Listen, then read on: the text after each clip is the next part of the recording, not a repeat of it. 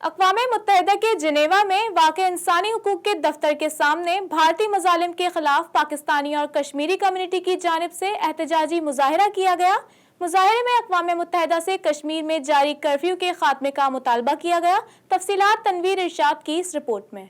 Geneva میں پاکستانی اور Kashmiri community نے اقوام متحدہ برائے انسانی حقوق کونسل کے ہیڈ کوارٹر کے سامنے بھارت کی جانب سے کشمیر میں گزشتہ 48 روز سے جاری کرفیو اور انسانی حقوق کی خلاف ورزیوں کے بھرپور احتجاجی مظاہرہ کیا۔ مظاہرے کا اہتمام تحریک کشمیر اٹلی اور یورپ کی جانب سے کیا گیا تھا، جس میں سابق وزیر اعظم آزاد کشمیر چودھری پرویز اشرف، تحریک کشمیر اٹلی کے صدر شیخ تنویر احمد کدھر، تحریک انصاف اٹلی کے رہنما لیاقت علی، جماعت اسلامی اٹلی کے صدر چودھری طاہر محمود مقصود احمد اور دیگر نے خطاب کیا۔ مظاہرین نے بھارت کے خلاف اور کشمیر کی آزادی کے لیے نعرے بازی بھی کی۔ اس موقع پر خطاب کرتے ہوئے مقررین کا کہنا تھا کہ بھارت کی جانب سے کشمیریوں پر بدترین مظالم جاری ہیں اور اقوام متحدہ کی اس حوالے سے خاموشی اختیار کرنا دنیا کو ایٹمی جنگ کی طرف دھکیلنا ہے۔ ہم دوبارہ باور کرانے آئے عالمی طاقتوں کو کہ وہ خدا را اس بار میدان میں آئے اور کشمیریوں کی ہیلپ کرے، وگرنہ جو بگڑتے ہوئے حالات ہیں وہ جنگ کی طرف لے جا رہے ہیں اور جنگ کسی بھی معاشرے کا حل نہیں ہے۔ اقوام متحدہ کو یہ پیغام پہنچا سکے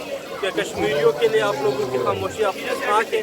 آپ کو چاہیے کہ کشمیر کے ساتھ، کشمیری بھائیوں کے ساتھ کھڑے ہو جائے اور انڈیا نے جو غالبانہ قبضہ جمائے رکھا ہے، جو کشمیر پہ پچھلے 40 دن سے بلیک آؤٹ ہوا ہے، کشمیر کے مظلوم لوگوں کو جیل کی طرح بند کیا گیا ہو، سب سے پہلے تو وہ ختم کی جائے اور اس کے بعد اقوام متحدہ اپنی ہی قراردادوں کے مطابق جو وہاں پر ریفرنڈم کروانا چاہیے اس کو کروانا چاہیے، تاکہ کشمیر اپنی آواز کے مطابق، اپنی خواہش کے مطابق اپنے فیوچر کا فیصلہ کر سکے۔ ان کا مزید کہنا تھا کہ کشمیر میں کرفیو لگا کر بھارتی فوج بدترین مظالم کر رہی ہے۔ کشمیریوں پر پیلٹ گن استعمال کرنے کے بعد اب وادی میں خوراک کی ترسیل روک کر نسل کشی کی کوشش کی جا رہی ہے۔ اگر اقوام عالم نے اس مسئلے کو فوری حل نہ کیا تو یہ دنیا کی 2 ایٹمی قوتوں میں ٹکراؤ کا سبب بنے گا۔ بھارت کی جانب سے کشمیر پر جاری کرفیو اور مظالم کے خلاف آج اٹلی، فرانس، جرمنی اور دیگر یورپی ممالک سے پاکستانی اور کشمیریوں کی بڑی تعداد نے اقوام متحدہ کے جنیوا میں واقع دفتر کے سامنے